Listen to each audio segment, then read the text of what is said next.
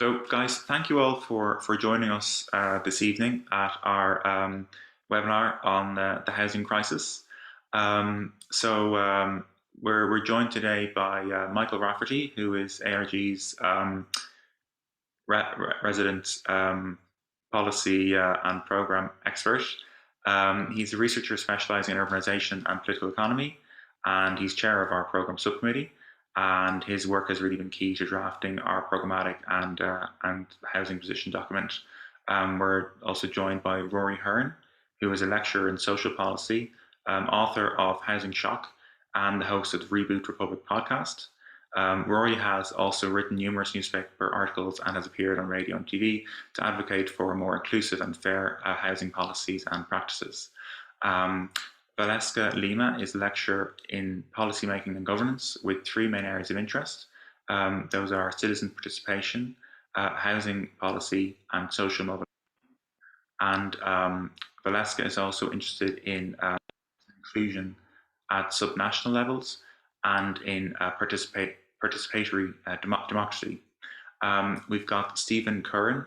Stephen Curran is a member of CATU and is their national representative for the Phibsboro-Glasnevin branch. And CATU are a member-led organisation dedicated to the fight for tenants' rights and have successfully supported tenants to avoid eviction. And then Michael Byrne is a lecturer in political economy and author of several papers addressing the financialisation of the housing market, social housing and tenants' rights. And his main research interest is the interaction between finance, the state, and the built environment, as well as urban politics more generally. So without further ado, I will hand over to Michael Rafferty, who's going to talk us through our ARG position on housing. Thanks. Thanks, Cian, and evening, everyone. So I'll just start straight in. Housing crises are not natural phenomena. And increasingly, the lines are blurred between occasional periods of difficulty, which are called crises, and some version of normality. In Ireland, in common with many other European countries which have developed in recent times along a neoliberal trajectory, crisis has become a permanent feature of the economy and of the everyday lives of millions of people in several areas of life. As more and more of the basic human needs of a functioning society are subject to market forces in the name of economic soundness, from health to housing, more and more value is extracted from the economy in the form of rent and debt. These are inevitably claims on future labour. That is structurally what rent is. And the costs therefore fall to those who contribute most to society and extract the least, workers and carers. So our housing document that Cian referred to, which I'll set out the contents briefly in the next few minutes, addresses the most ubiquitous crisis in the Irish state. The conduit through which billions of euros of salaries and wages are funneled yearly out of the economy in the name of the maintenance of a pro-business tax haven environment, and that's the housing crisis. So our paper sets out our analysis of why there is a housing crisis in Ireland in the first place. So policy, who housing policy is written by and for, by the focus of the recent government plan to tackle the housing crisis, Housing for All, is, as an inevitable result, woefully inept. But these considerations only form part of the analysis, informing some fairly concrete proposals that we have around what an eco-socialist public housing programme in Ireland could look like, and how controls in the private sales and rental markets could alter the current market framework decisively, and also how the state made the framework for alternatives to the rental ownership dichotomy in the form of housing cooperatives and the associated legal and economic framework, which could render them a countervailing force against the power of the private market. Writing in 1872 about the housing situation of the largely Irish migrant working class in industrial Manchester, Friedrich Engels remarked, "It is perfectly clear that the existing state is neither able nor willing to do anything to remedy the housing difficulty. The state is nothing but the organised collective power of the possessing classes, the landowners and the capitalists, as against the exploited classes, the peasants and the workers." So what a durable quote. It reflects pretty well the situation in Ireland, albeit not a peasant society any longer, 1.5 centuries later. But just as it is difficult to transpose situations in other parts of the world into the specific Irish context, so it is also for the current nature of the neoliberalized real estate state and that of the power of the possessing classes as expressed in and through financialized globalized capitalism, as well as taking account of and giving voice to. We think that an essential component of any eco-socialist political program needs to reckon with these forces and propose ways of ending the housing crisis. This we consider a basic prerequisite for getting beyond the neoliberal framework conditions, arguably a hegemony, the invisible barrier which separates radical ideas for socialist intervention in from the market-oriented nudges that are permitted by the accepted parameters of policy. It is the normative assumptions of these political framework conditions that our proposal seeks to address. Chief among these is the central assumption that national housing policy is essentially the discharge of state power to stimulate and regulate a housing market. This puts the clients of Ireland's political system, property developers, landlords, financiers, de facto in control of the total housing provision of the state. And in so doing, the rent housing as a commodified asset rather than a public good, it exposes the financial and social security of millions of people, owners, mortgaged, renting, homeless, to the boom and bust cycles of a global property market. In order for the housing crisis to end, this market dominance needs to be rolled. Alternative needs to be rolled out in its place. So in order to be transformative, this needs to be part of a wider range of eco-socialist proposals, which together form a comprehensive programme of political aims at producing the progressive class politics necessary to alter for good the political system in the country. There are no technocratic solutions to the housing crisis. It cannot be solved, it has to be ended. So getting out of the broader theory of change around what the housing crisis is for a moment and getting into the specifics of what our proposals are in the document that we released recently, we use this paper to present three important planks of what we think a national housing programme could do to end the housing crisis within arguably 5 years. So the first is a public housing programme, which proposes a framework for a national level programme, which replaces the Land Development Agency with a housing executive agency. The main purpose of the housing executive would be to ascertain the true need for social housing, the true social need, for housing in every local authority area in the country, and develop spatial and procurement plans along with local government, which can be executed by statute once produced. This approach would draw especially on the ability of the national state to release properties and sites held by NAMA, vacant, derelict, and other categories of developments into public hands using below market sales price calculations based on the average income in local areas. Housing executive planners, in open cooperation with the local authorities and using community planning mechanisms, would develop the sites procured, including climate and equality retrofitting, and provide them via two types of tenure: stewardship, something akin to ownership, and permanent rental. Current mortgage holders would be able to co-opt their properties into the housing system in exchange for a permanent and transferable stewardship, and loans owed to real estate investment trusts, funds, and other such corporate interests would be restructured by the housing executive and, where possible, terminated at a nominal rate. This programme could be rolled out over 5 years, after which the responsibility for maintaining the public housing stock produced would pass to the local level. While this programme would establish the state as an active agent in housing provision, we must also look at ways to bring the current market setup into some kind of proportion relevant to the needs and means of the users of housing, workers and carers. So the second major strand of our paper, therefore, suggests sales price controls and rent controls on the private market. The principle here is that while it shouldn't be normalized that landlords and lenders are entitled to X or Y% of people's income, such an approach is needed in the short to medium term to bring the cost of housing into some kind of realistic definition of affordability and affordable housing. Cian, could you show the first slide? So this means linking controlled sales prices and rents to people's incomes using this formula that we developed, corresponding to target rent prices to be achieved per local authority. If you move to the next one, Cian, and representing a maximum of 20% of of average gross income, national average house price of about 117,000. So if you go to the next one, and maybe you can sort of flick through them as I talk through. These measures are aimed primarily at the least affordable areas of the country, where the biggest target sales prices and rents are substantially reduced from their to be implemented within the same 5-year time frame as the public housing programme.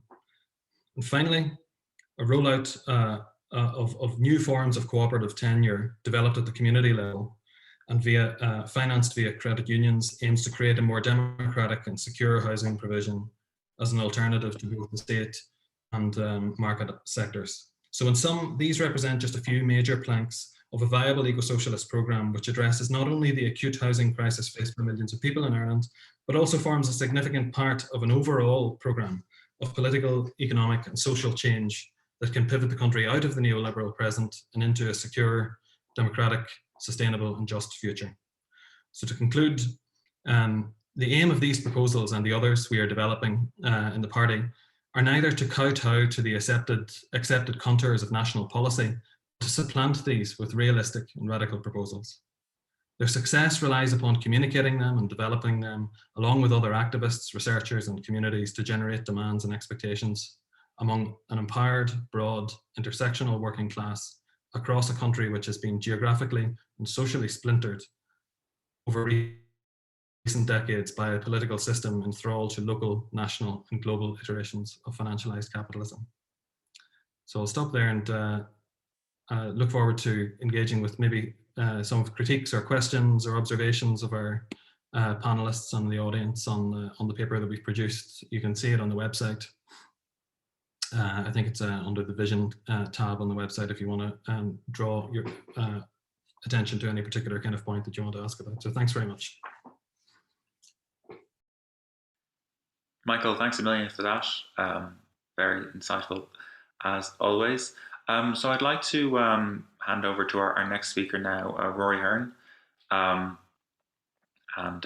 Rory, you've got to go ahead there.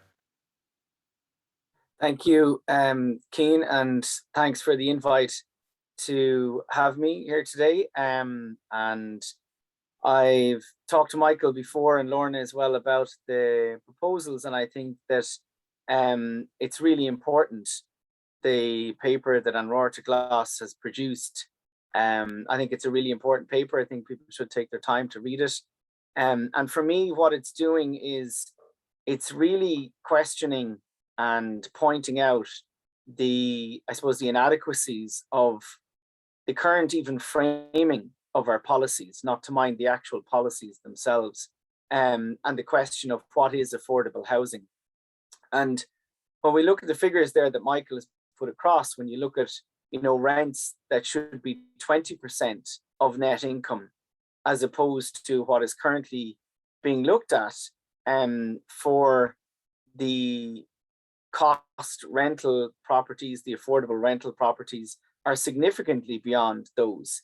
And it really, you know, I think is a challenge to the current, as I said, even the framing of our housing policy, which isn't really at the moment looking at things like that concept of rent being 20% of your net income, which is actually what affordable housing should be. But that requires a major reduction in rents in what they are. And it also requires a major reduction in the rents that are currently set out to be delivered under the cost rental housing program, which appears to be developing, which is welcome. These are affordable rental housing for people on average incomes who don't qualify for social housing, but the rents are way beyond what Michael has outlined there.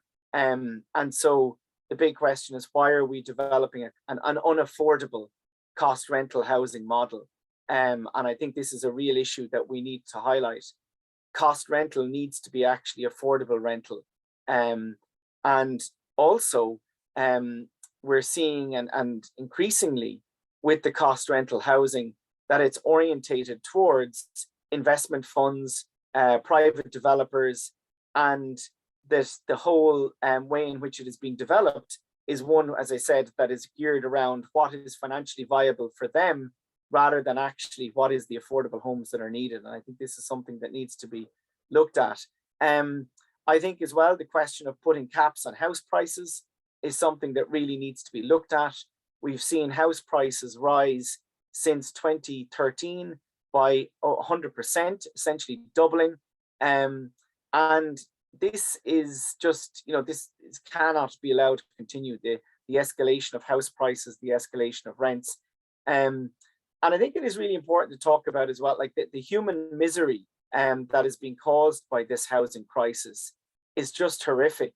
I have people contacting me every day, and people can hear about it. They're in touch with people, they're living it.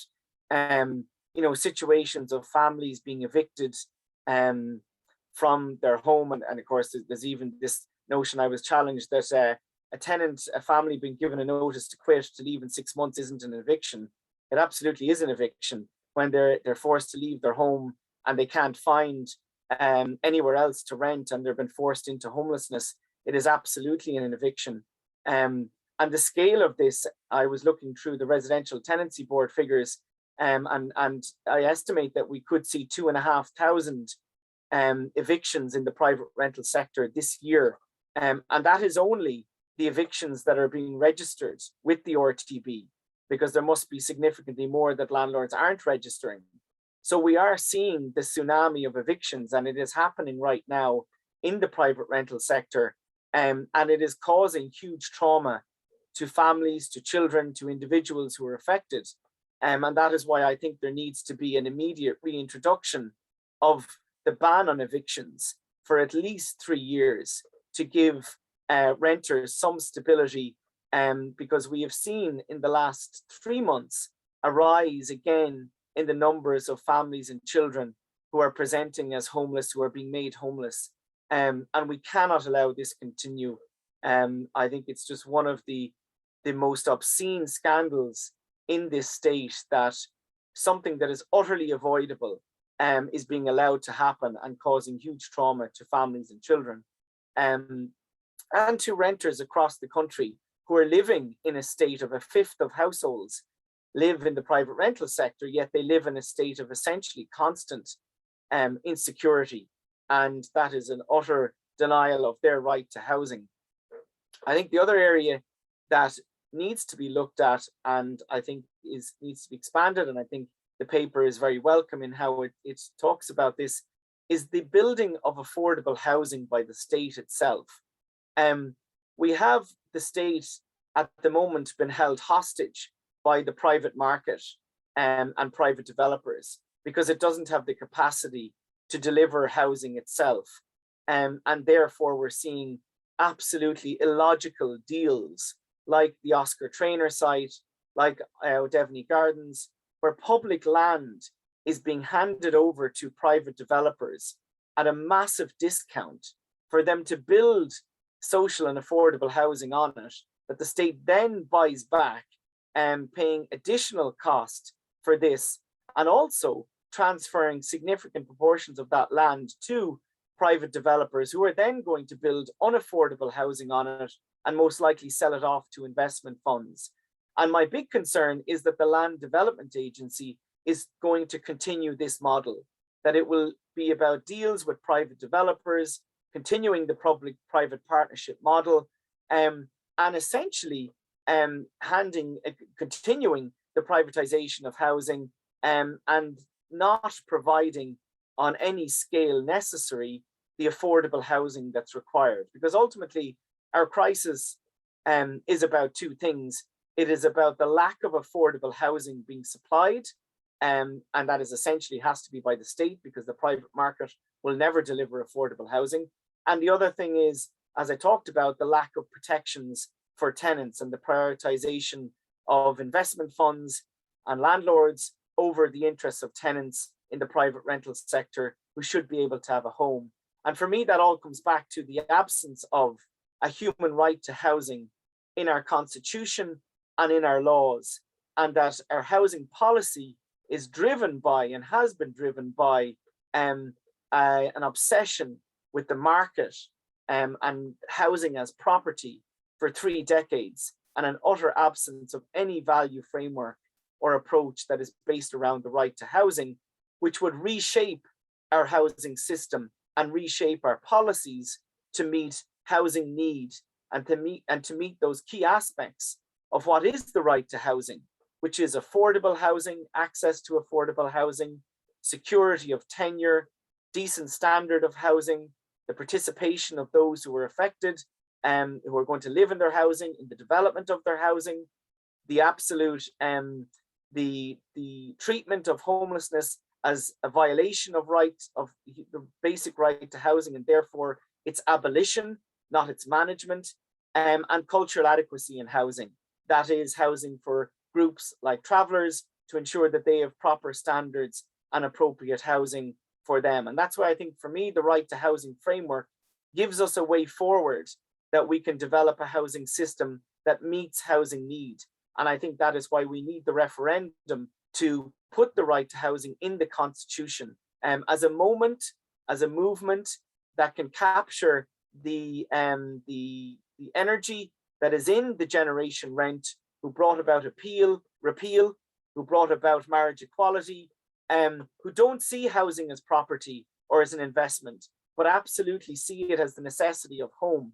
And for me, we have to harness that energy and mobilize it for changing our housing system to one that I said ensures everybody has delivered the right to housing and has that as a right.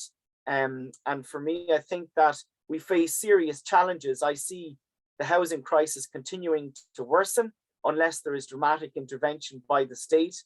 We are inevitably heading towards either a sustained system of unaffordable rents and unaffordable house prices that remain at this level, or they will continue to rise for another few years before there is a crash again. Or we will see, which could very well happen as well, the continued increased role of investment funds becoming a key provider of housing into the future, which is unaffordable and essentially completely locking out the possibility of affordable homes, and the state continuing its minimized role in housing provision, which would be utter disaster. And we will see generations emigrating. We will see huge human misery continuing. And I believe that we cannot allow that to be our housing future, that we need the alternative, which is, as I said, one based on the right to housing. And I think that on Rabharta Glas, I know we'll work towards that. I know there's a lot of communities, a lot of groups who want to work towards that and campaign towards that. But I do believe we need a social movement, a new movement for equality around the right to housing to get that. So thanks for giving me the time to speak tonight, and I look forward to the rest of the presentations.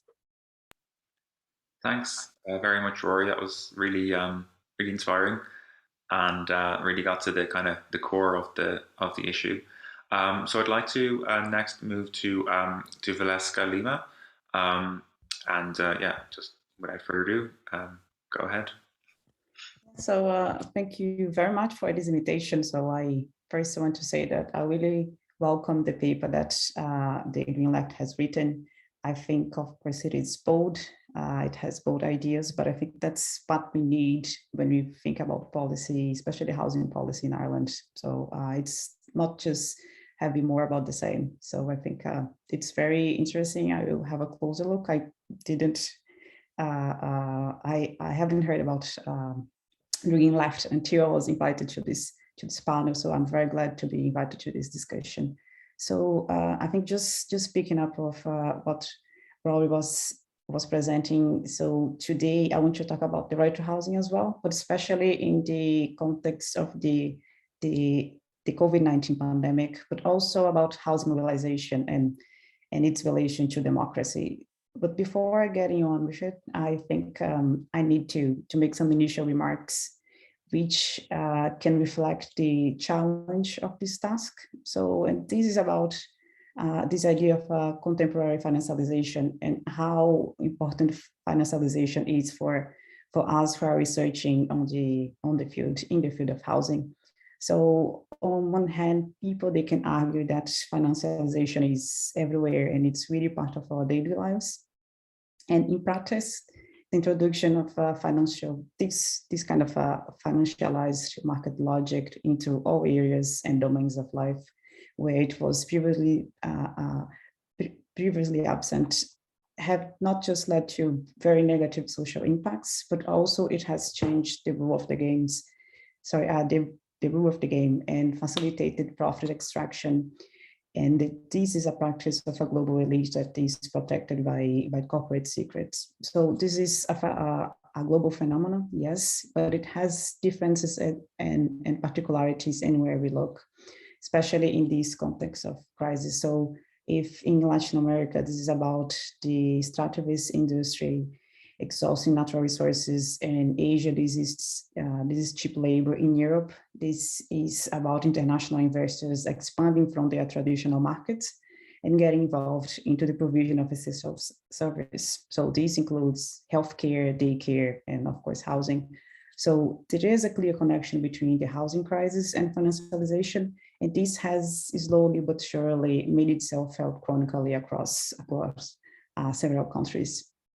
So, and while the state itself has historically had a central place in the political economy, now this is about this kind of a financialized modes of development, and they are increasingly making the influence of the state more marginal. So what it does, it is reducing the state influence in the economy. So the state has a smaller or basically no ability to manage the outcomes of its policies. So, and when we focus on the field of housing, this financialization has changed the functioning of the economic system. So this is no longer about the state or the government being able to determine the housing model that we're going to have. It's actually the other way around. It is the market who's deciding which kind of policy we are going to have. So this is not just limited to how much rent we're going to pay or how much houses they're going to cost. So this is, while those things are based on market trends, the fact is that those became so high. These trends, this value that is extracted from rent and housing prices, it became so high that is attracting investment companies from countries from outside Ireland. So, and here I'm speaking about how this is connected to housing policy. So, for example, here in Ireland, a very strong example is the increased number of build-to-rent apartments that have been completed recently.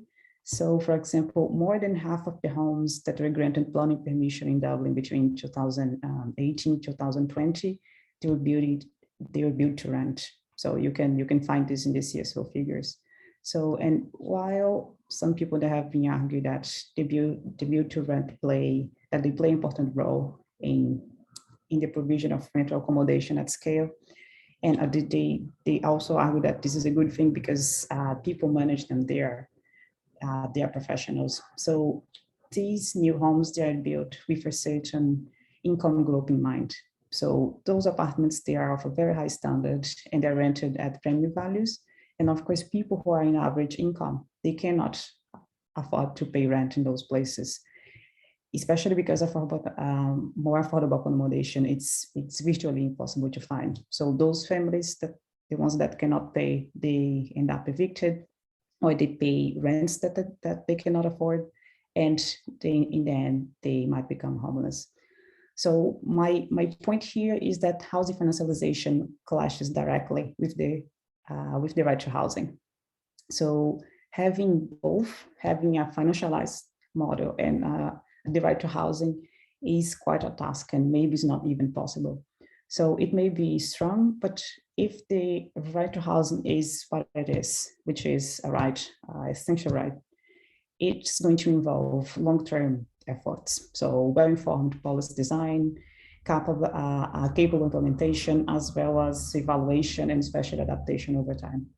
And most importantly, and above all, it has to be inclusive. And that's where exactly where financialized housing fails in relation to the right to housing, because financialization is essentially exclusionary. It works by creating a housing market that's only open to those of a certain income group. This is so true, and we see this with our eyes when we see the newspaper sharing very sad and very real stories about people that are becoming homeless because their rents are too high, or when we see younger people saying that they will never be able to buy a home. And especially when we see that current, housing policies, they're still betting that that the private sector is able to be the main housing provider. So financialization of housing doesn't just play with people's hopes, the hopes of our entire generation, but it also increases the use of housing initiatives that they try to change the meaning of housing from someone's home to someone's investment asset. So, and what can we do about that, and what people have been doing? So it's not like people have just been sitting around and watching all that unfold. So in hindsight, we can see that when we look back at the anti-austerity movements elsewhere, and people who are organizing under the banner of Indignados in Spain or the Occupy worldwide. So those groups, they have led to discussions and they have sparked a lot of action. And those actions, they try to bring back the idea of housing for what it is, a home to someone. So, and a strong feature that of those movements, that is the empowerment by social media platforms for as a way to mobilize and so they're able to coordinate action. So, and some of them, they do try to be intersectional, meaning that they recognize that housing precarity or housing inequality intersects with issues like race and gender. So it is also interesting to note that while the dominance of finance in the economy is most strikingly evident in housing, so is the increasing movement for housing rights and also housing justice.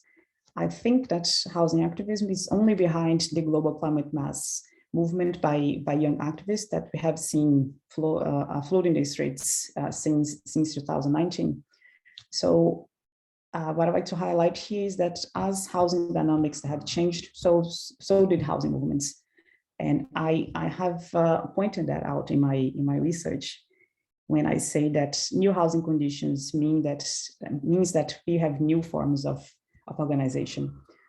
Housing activists, they have started campaigns demanding the right to housing. This is the case here, this is the case in Berlin and Lisbon.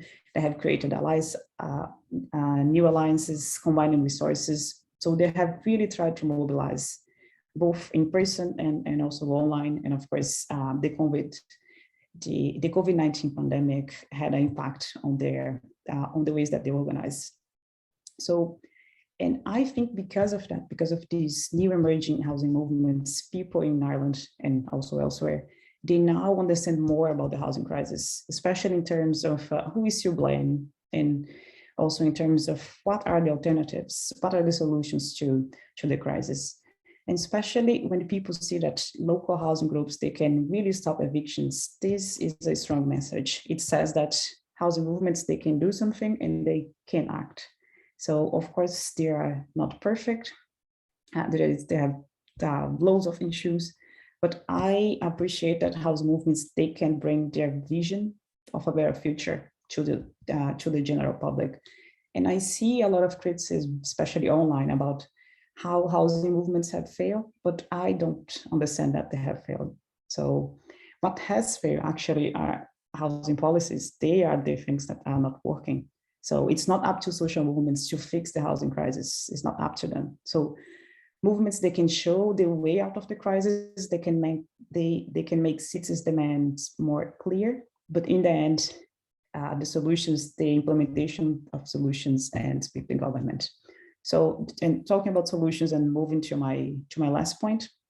So, a crucial dimension of future housing struggles is that the patterns of citizen participation, they need to change. Yes, in Ireland, we have public consultations, we have citizens' assembly, we have referendums, but there is a clear disconnection here between the policies that are needed, the policies that people want, with what is actually implemented.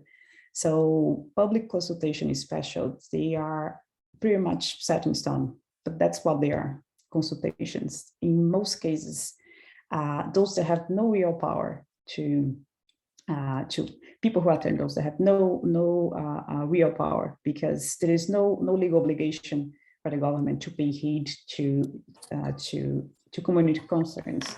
Sometimes they do, sometimes they don't.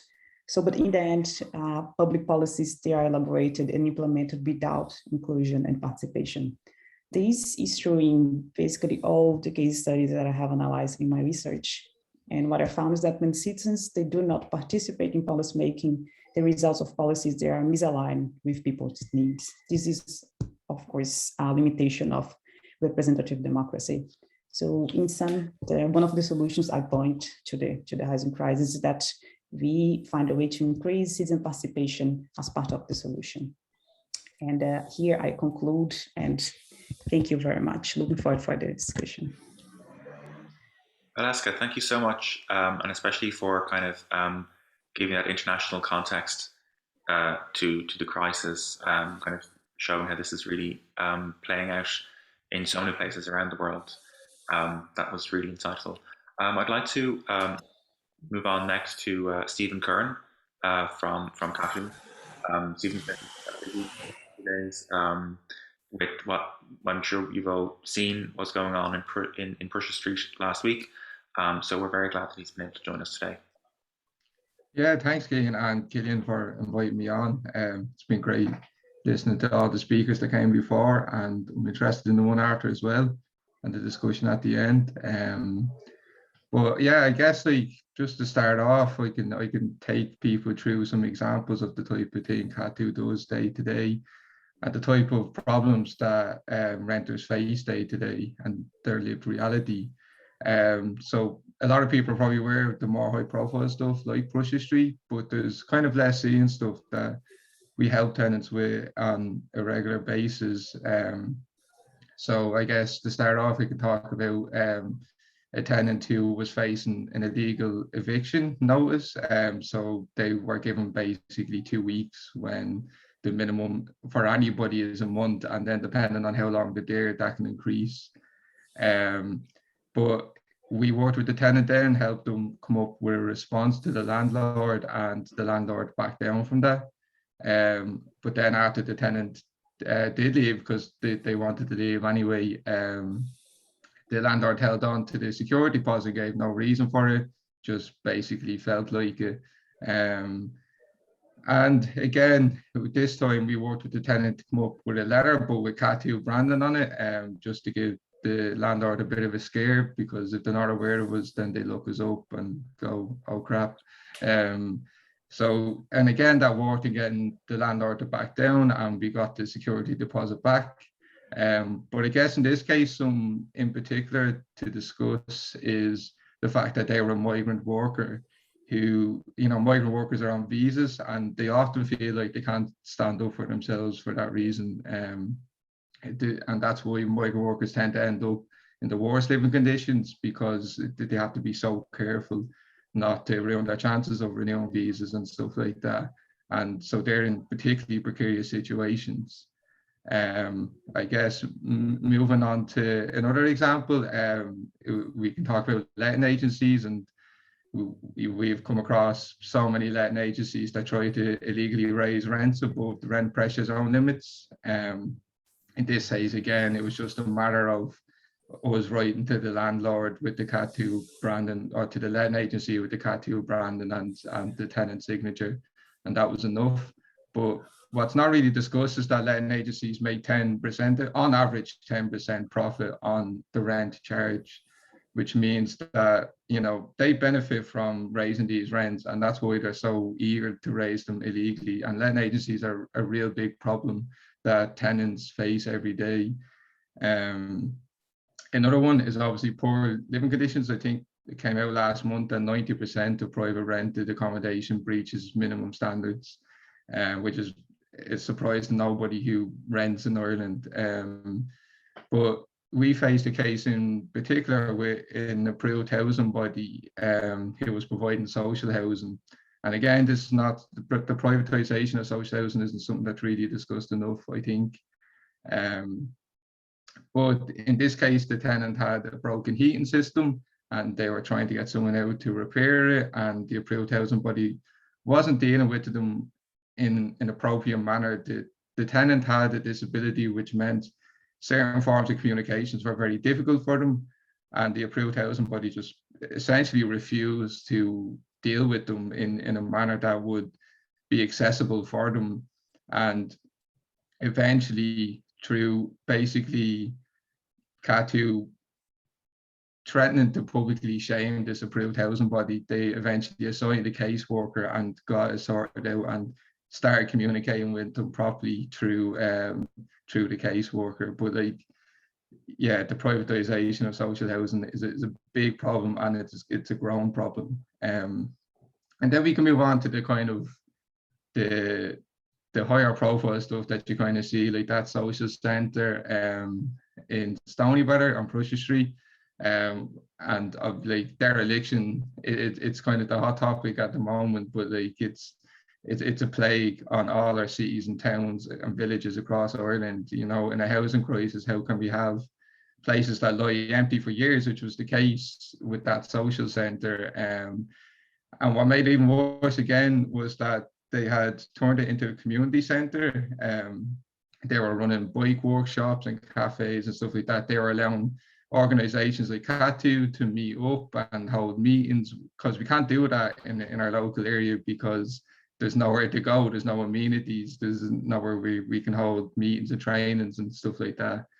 And yeah, I guess like when you take into account cobblestone and, you know, the science gallery and everything else, it's all just cultural spaces being closed down, cultural spaces being left empty, houses being left empty, and yeah, all in the name of financialization. And I guess another kind of role of that particular incident was the role of the Gardaí and how they came in to clear out housing activists who, like ourselves in CATU, who, you know, are trying to protect these spaces and keep people living in these empty spaces and keep people using these empty spaces.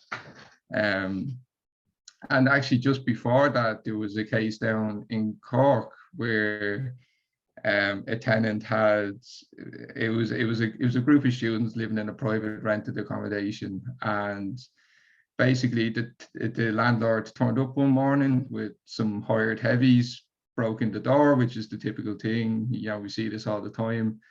And one of the tenants had called their parents down, and that parent actually ended up going to hospital. But again, in that incident, the Gardaí played a role in moving the activists along up the street. And a particular thing about that one, I think, as well, is that, you know, the landlord had actually put the accommodation up on Airbnb and Booking.com because the Cork Jazz Festival was coming up, and so he wanted to turf them out as quickly as possible so he could get it out for short-term letting. And I think particularly in rural areas and on our islands, the short-term letting industry is really a cancer on those areas, because they're taking up so much space that could be used year-round for people to set roots and be a part of the community, and instead they're being used for tourism essentially.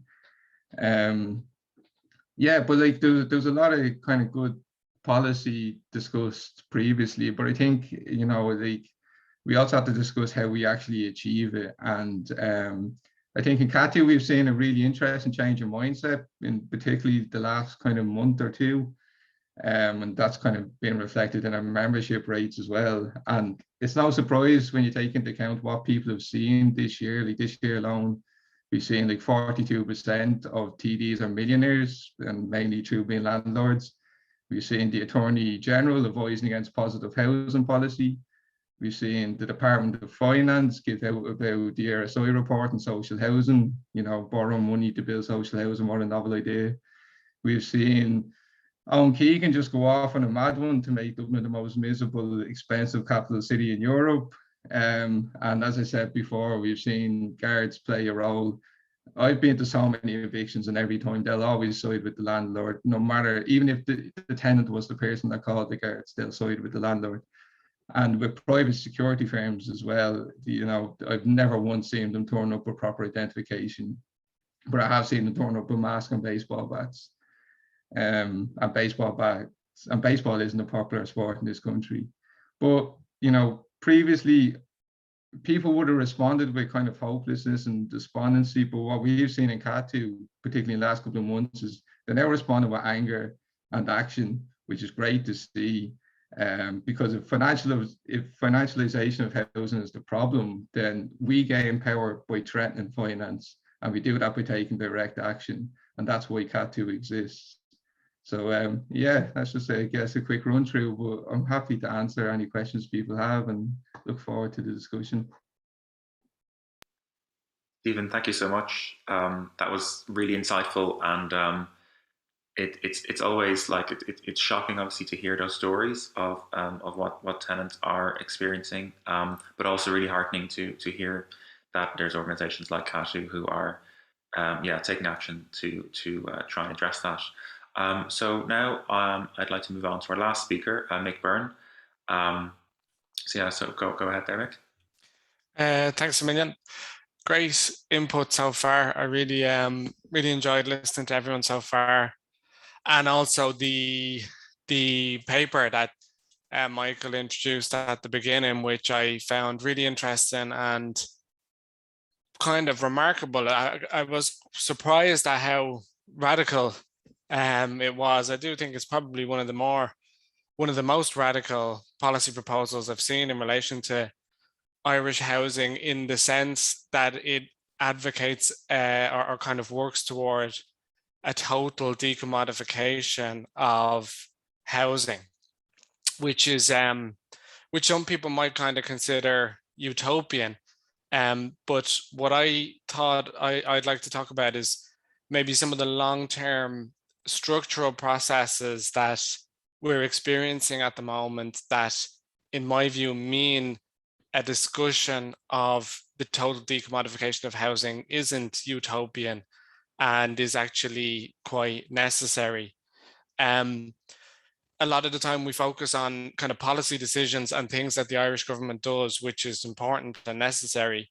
But I think there's also some kind of deeper or more global processes that we need to be mindful of as well, and that give us an indication of where I think things are heading long term. So I'll just touch on three sets of processes, demographic ones, labor market ones, and financialization. So that sounds like a lot, but I'll just touch on each one quite briefly. And these are all processes which I think are happening in the context of what we have already known for a long time about housing markets, which is that they don't work terribly well, or they often have problems with affordability. And that's been well known to anybody who researches housing for more than a century. And a lot of those problems relate to the ways in which housing markets are particular, or in the sense that they're very different to other types of markets, specifically the fact that land is an inherently scarce resource, and that it's immobile. Both those two features mean that supply tends to be inadequate, or economists talk about supply being constrained or inelastic or whatever. I'm not going to get into that now, but that's the kind of backdrop of these kind of perennial, if you like, issues in housing markets. And then, so on top of them, you have these processes. First, the demographic ones, which we all know about.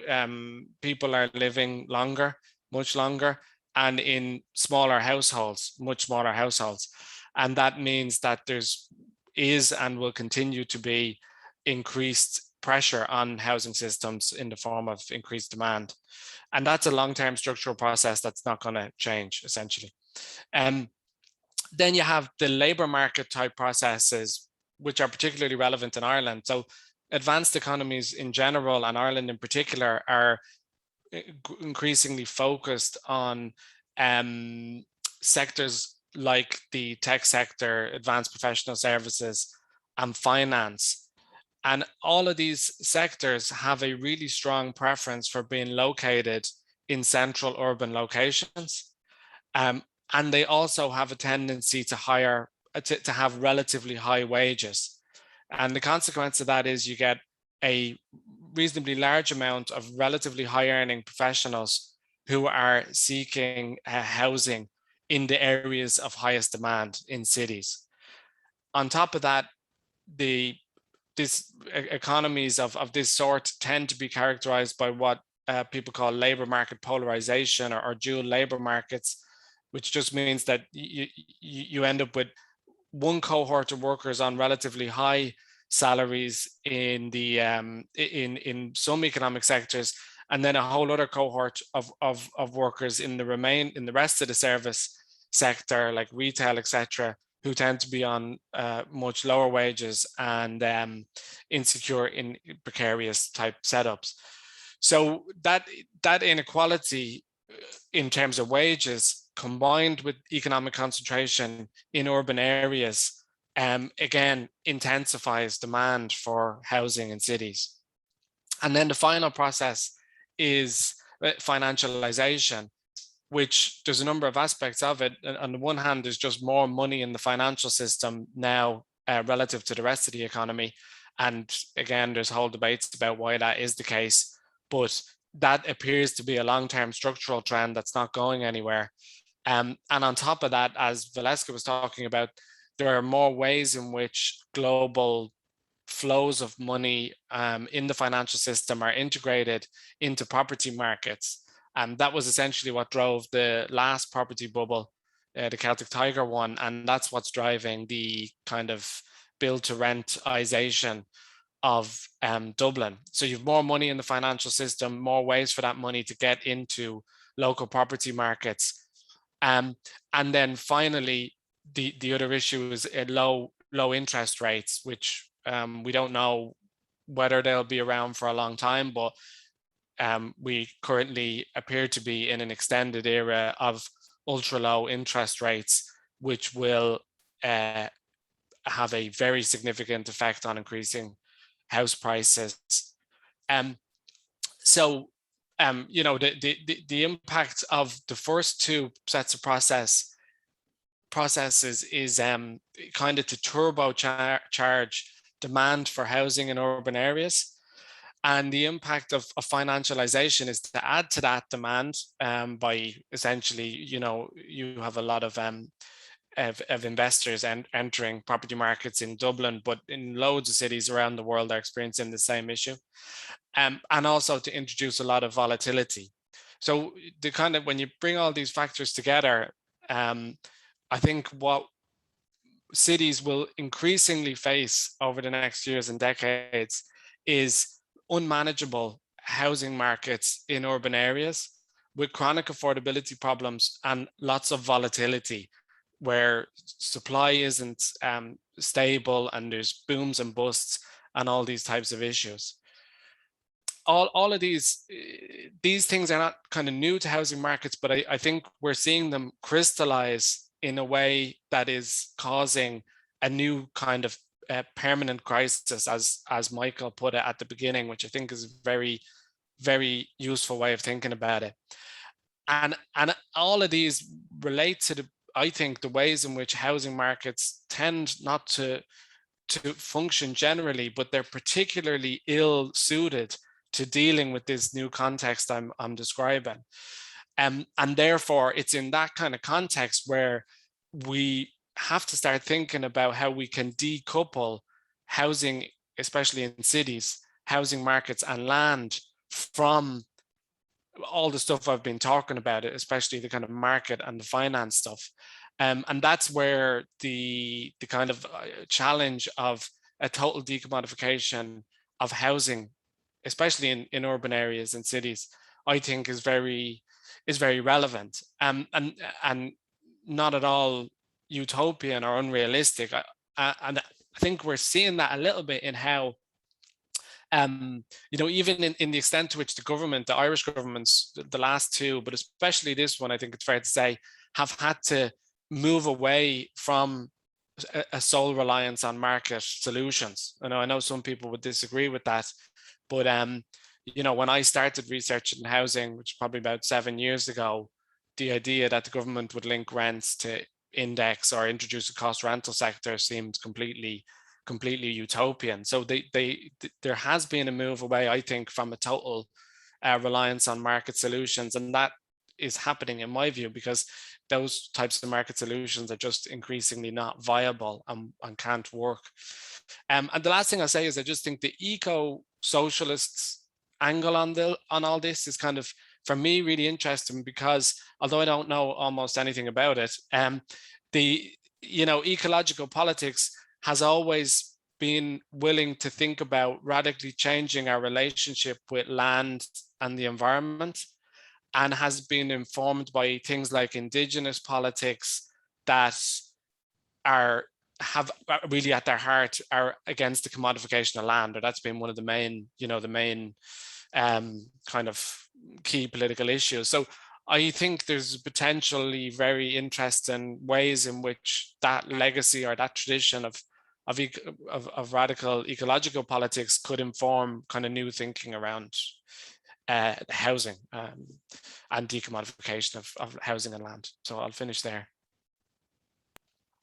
Mick, thank you so much. That was a really a fascinating way to kind of take that arc all the way from the very kind of current present crisis all the way to making that idea of or linking it together with ecological issues as well. And that's really a fascinating way to look at like what our future kind of has in store. So first of all, I want to thank all of our speakers for their contributions, and second of all, I want to thank the audience for being very good and being muted and everything for the whole talk, which is fantastic. Now I'd like to open up the floor to questions and discussion. So if anyone would like to ask a question, please go ahead and raise your hand, and then obviously I will I'll call upon you and please unmute yourself and maybe turn on your camera if you'd like to do that as well. And then, we can kind of have a bit of a discussion and a chat. So, I mean, obviously, in terms of our speakers, does anyone have any reflections on the chat so far? Anything they'd like to add? Any thoughts that came to them during the last hour or so? Well, if I could kind of maybe ask a question to the group, it's like what I've kind of what I got especially from Valesca and from Mick is that like there are these huge international pressures that are bearing down on like local communities and that are creating this like sense of like permanent crisis.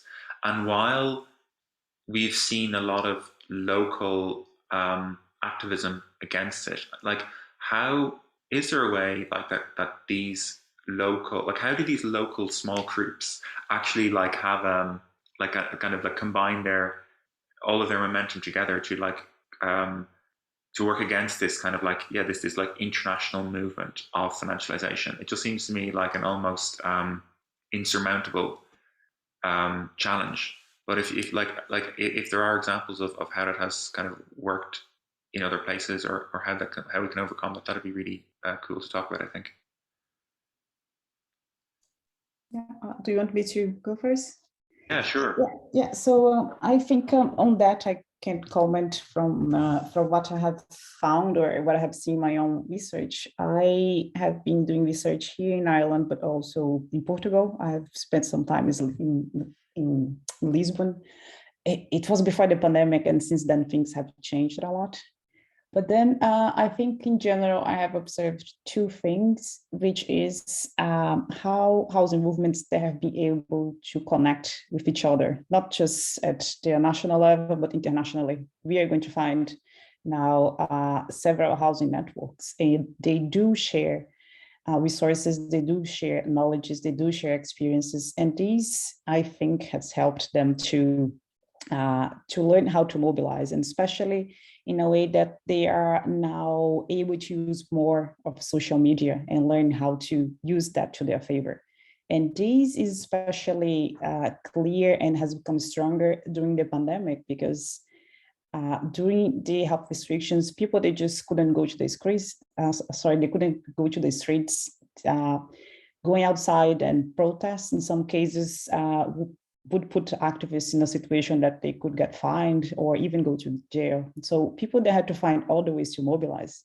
So people started to organize in other ways. So this goes beyond, for example, doing petitions, but also organizing conversations like this, trying to put the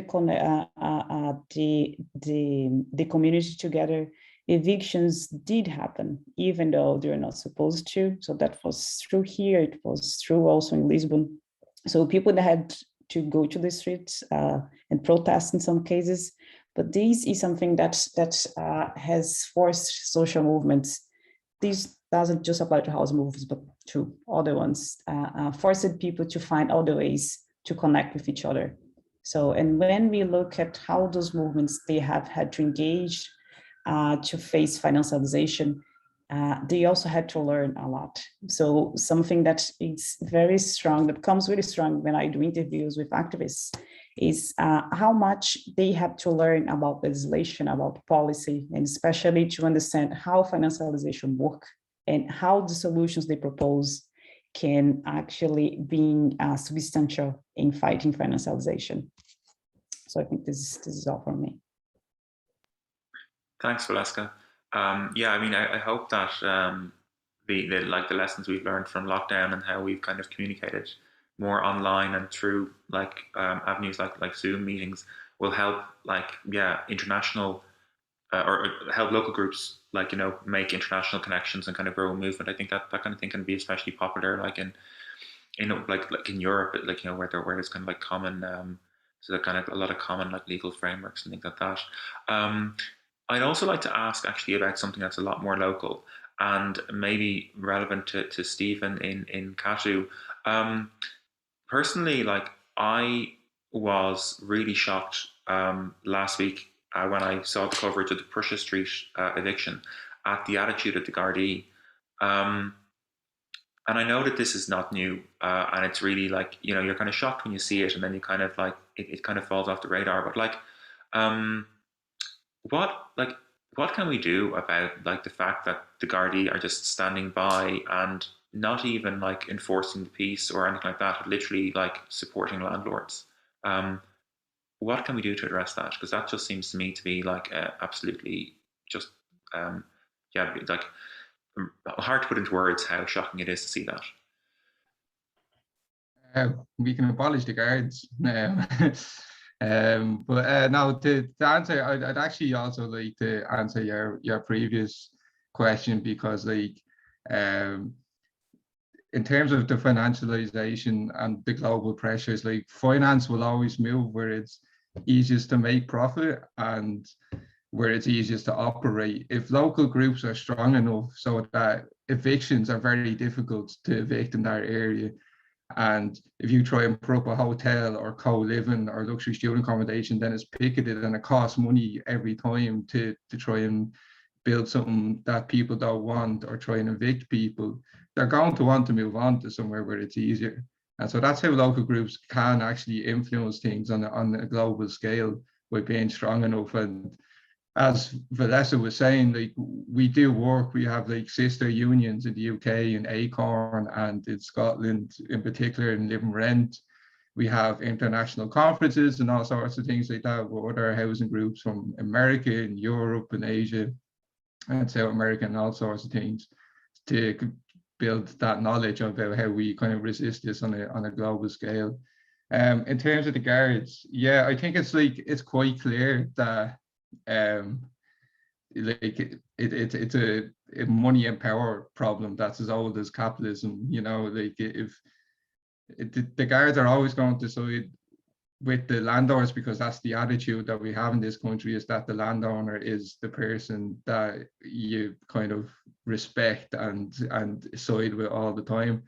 I think in terms of like practical things that people might be on board with, I think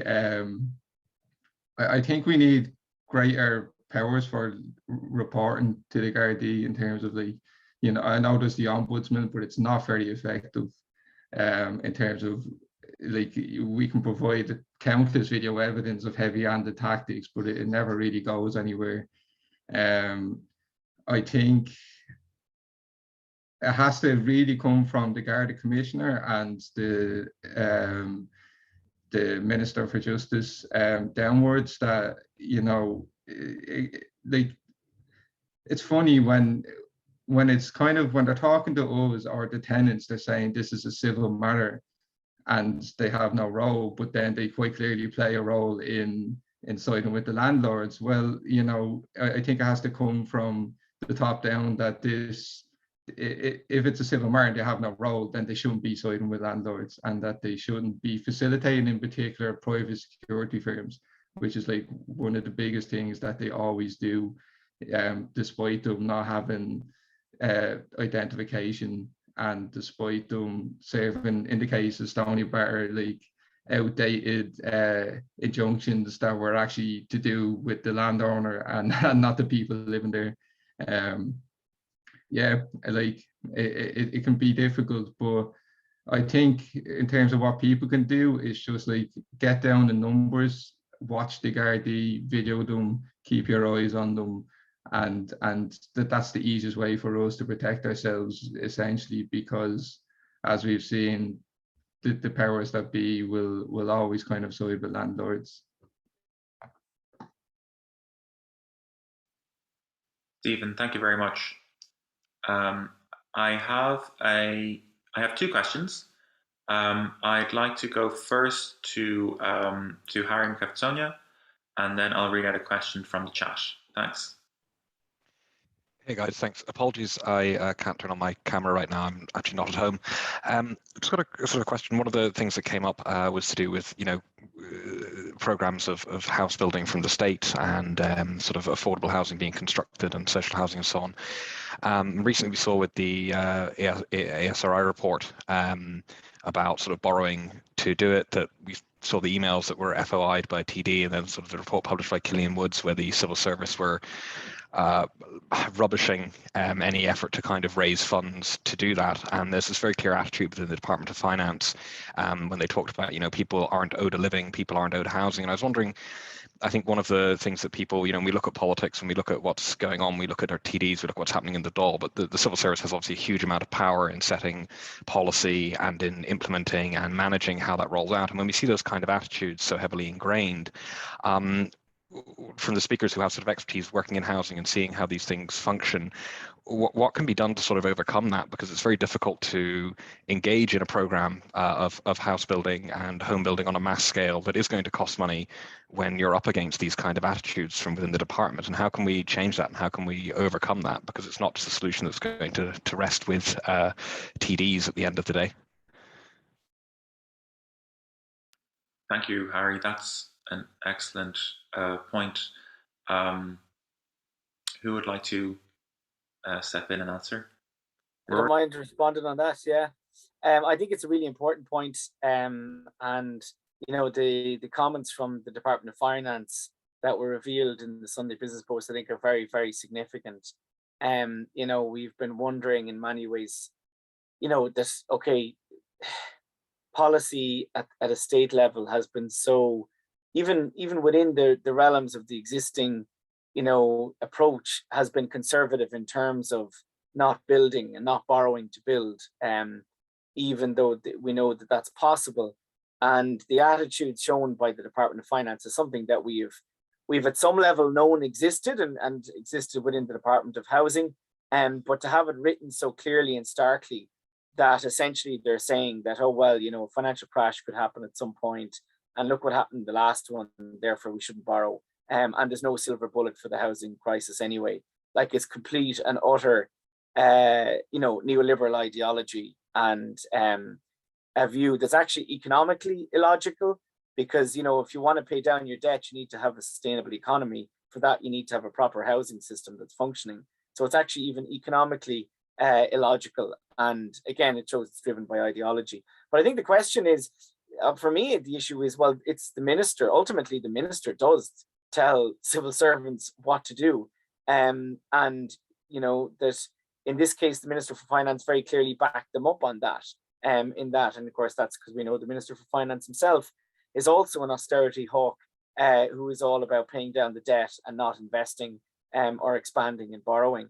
But I do think it is an issue because we've seen it as well with Dublin City Council unelected officials as well, doing the same thing. So there is a problem with our state bureaucracy. But I think if you had a different, obviously the problem is at a local level, we don't have, the councillors don't have power and therefore they can't influence it. But on a national level, ministers direct the civil servants and departments. And if you had ministers in there who gave them different directions, they would have to do different things. My view anyway. Can I come in there, Cian, or do you want to move on? I just thought to add to that briefly, in terms of how I see that debate playing out at the moment. On the one hand, I think there's the kind of fiscal side to this debate, which is where there's a growing argument that we should essentially borrow to finance long-term investment. And that side of the argument has grown and grown, and it's becoming more and more the kind of, maybe not the dominant side in the debate, but has become a much bigger part of discussions around fiscal policy from macroeconomists, and then especially within the kind of institutions of the European Union. So on the one hand, that kind of attitude from the Department of Finance that was revealed in the Business Post report is being eroded in the way that set of arguments are developing, although we don't know where that'll go. On the other hand, then within housing policy, I think where a lot of the focus has been on is actually to make the provision of affordable / non-market housing less reliant on the Department of Housing's capital spending budget, and therefore less reliant on the Department of Finance. And the way that is happening, and the way a lot of people in the housing policy world have been, what they've been advocating for is in twofold. On the one hand, to have more sources of finance for affordable housing. So especially things like the European Investment Bank, which lend for the construction of social housing in Ireland through the Housing Finance Agency, but also growing calls for more private finance to be involved in the provision of social housing through, for example, banks lending to housing associations, or AHBs as they're sometimes called. So that's kind of one side of it. And then the other is the cost rental model, where more of the money to provide housing comes from the tenant, from the resident, in the form of the rents in cost rental, which are below market rates, but as Rory was saying, are much higher than, say, social housing rents would be. So, but the idea there is, I mean, essentially, if you've got more private finance involved and you've got more revenue for affordable housing coming from the tenants themselves, well, then you're less reliant on whatever politics of government is in Dáil Éireann at a particular time, and that will make providing affordable housing more sustainable. Now, whether or not you agree with that is another question, but I suppose that's how I see the kind of politics and the policy debates around that issue playing out. Thanks, Mick. Yeah, no, like that. Those are really excellent kind of responses. And just to go back to what Rory was saying, I think yeah, we have to we can't let ministers kind of we have to hold ministers accountable, I guess. Like, they're the ones in charge, and they need to be able to get stuff done if people are voting for or if people want to see more action from the government on housing, ministers need to take action. And so, yeah, there was a question in chat, which I'm going to go to now. So the question is from Killian Mangan, and it is, I think many of us agree that the current public consultation process has issues, namely that a tiny number can object and block even if the vast majority support. But what better ways are there of involving the public in the planning process? That's an interesting one. Would anyone like to take that one?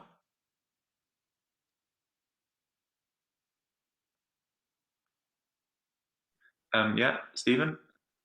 I think kind of legally binding or strong local area plans would be a good start. Like in Phibsboro, we've been away with local area plans since 2015 because of a mess up in the council and they just let the ball drop.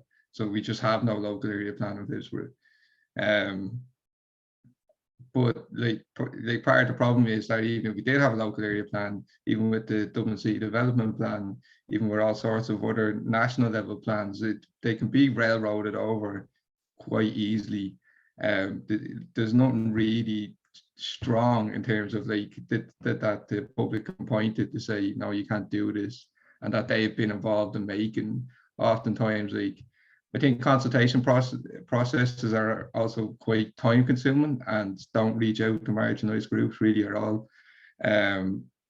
And like, I think you can only really do that by doing the hard work and going door knocking and things like that, and really getting people's opinions. But that's going to take a lot of work and resources, and I don't think councils are really prepared to do that.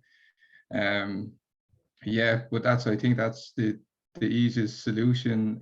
Well, the best solution is proper developed, legally binding local area plans, making sure that you take account for renters and marginalized groups. Stephen, thank you so much for that answer. I think, yeah, like that's really insightful, and there's so much room to actually take more local voices into account and local development plans. I don't think that, yeah, that like, local people are not consulted on local development plans unless you have a very good councillor who's willing to like put in the legwork on that. And unfortunately, not everyone is lucky enough to have a councillor who does that kind of thing. Guys, it is. I've noticed just that it's 25 to 10. Time has moved on much more quickly than I had anticipated or realised. So I think it's probably about time to wrap up.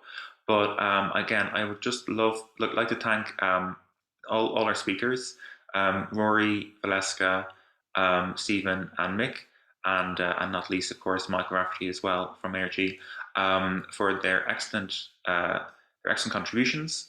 I'd like to thank all of our guests for coming and listening, and for asking such insightful questions.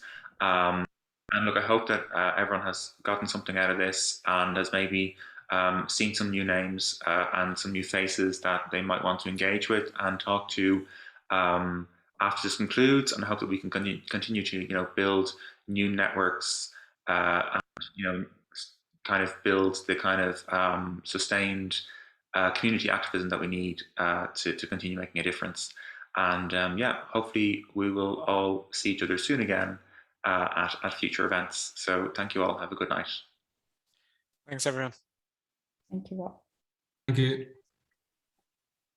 Thank you.